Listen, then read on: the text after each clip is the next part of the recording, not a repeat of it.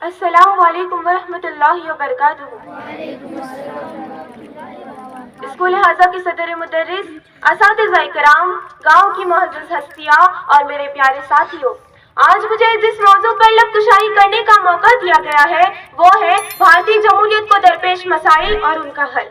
اے خدا اس ملک سے ختم کر نفرتیں، اے خدا اس ملک سے ختم کر نفرتیں، کر رہی ہوں دعا اس چمن کے لیے، عاشقوں کی ہے یہی فقط آرزو، عاشقوں کی ہے یہی فقط آرزو، ہو ترنگا تصدق کفن کے لیے، ہو ترنگا تصدق کفن کے لیے۔ جمہوریت ایک مسلسل زندہ رہنے والا عمل ہے۔ جمہوریت اختیار کرنے کا مطلب یہ نہیں کہ جمہوریت مستحکم ہو گئی، بلکہ جمہوریت قائم کرنے کے لیے شعوری طور پر کوشش کرنا پڑتی ہے، ہم محتاط رہنا پڑتا ہے۔ بھارتی جمہوریت کو کئی مسائل درپیش ہے جس کا حل عوام کا اتحاد و اتفاق ہے۔ بھارتی جمہوریت کو زیادہ بامعنی بنانے کے لیے حکومت نے اقتدار کو لامرکزی بنانے اور عورتوں اور کمزور طبقات کو ریزرویشن دینے جیسی تدبیر پر عمل کیا۔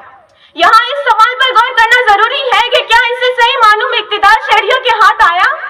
جبکہ بھارتی جمہوریت کو کئی مسائل کا سامنا کرنا پڑتا رہا ہے۔ فرقہ پرستی اور انتہا پسندی جیسے امرتے جذبات سے ہمارے ملک کو کئی مسائل درپیش ہے۔ مذہبی تصادم اور اس سے پیدا ہونے والی انتہا پسندی ہمارے ملک کے سامنے ایک سب سے بڑا چیلنج ہے۔ انتہا پسندی جیسے واقعات تو ہر ملک، ہر وطن، ہر دیش، ہر مٹی، ہر جگہ ہو جاتے ہیں، لیکن اس کی وجہ سے جمہوریت میں لوگوں کی شرکت کم ہو جاتی ہے۔ بدعنوانی بھی ایک سنگین مسئلہ ہے۔ سیاسی اور انتظامی سطح پر بدعنوانیوں کی وجہ سے سرکار کی کارکردگی کی صلاحیت کم ہو جاتی ہے۔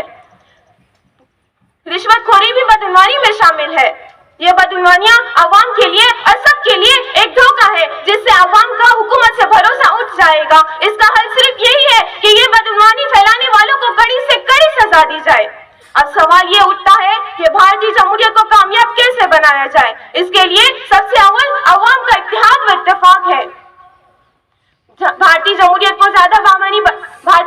کو کامیاب بنانے کے لیے صرف حکومت، انتظامیہ اور عدالتی سطح پر کوشش کرنا کافی نہیں ہے، بلکہ اس کے لیے انفرادی اور سماجی سطح پر ہر فرد کو شعوری طور پر کوشش کرنا چاہیے۔ ہمیں اپنی انفرادی زندگی میں مساوات، آزادی، سماجی انصاف اور مذہبی غیر جانبداری جیسے اقدار کا احترام کرنا اور انہیں پروان چڑھانا چاہیے۔ یہ یاد رکھیں کہ اس میدان میں موجود ہر ایک شخص اس ملک کا ایک ذمہ دار شہری ہے، تبھی جمہوریت کامیاب ہوگی۔ اگر ان بدعنوانیوں کو روکنا ہے تو ہمارا فرض ہے کہ ہم اس کی شانہ بشانہ مخالفت کریں۔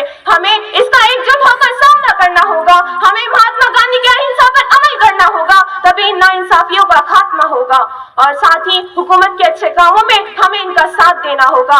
آخر میں اس شعر کے ساتھ اپنی تقریر کو ختم کرتی ہوں کہ توحید ہی نعرہ ہے، امید ہی پرچم ہے، توحید ہی نعرہ ہے، امید ہی پرچم ہے، اپنی میری دھرتی ہے، اپنا میرا موسم ہے، اس خاک پہ میں قرباں اس کی ہی دیوانی ہوں، اس خاک پہ میں قرباں اس کی ہی دیوانی ہوں، میں ہندوستانی ہوں، میں ہندوستانی ہوں۔ السلام علیکم۔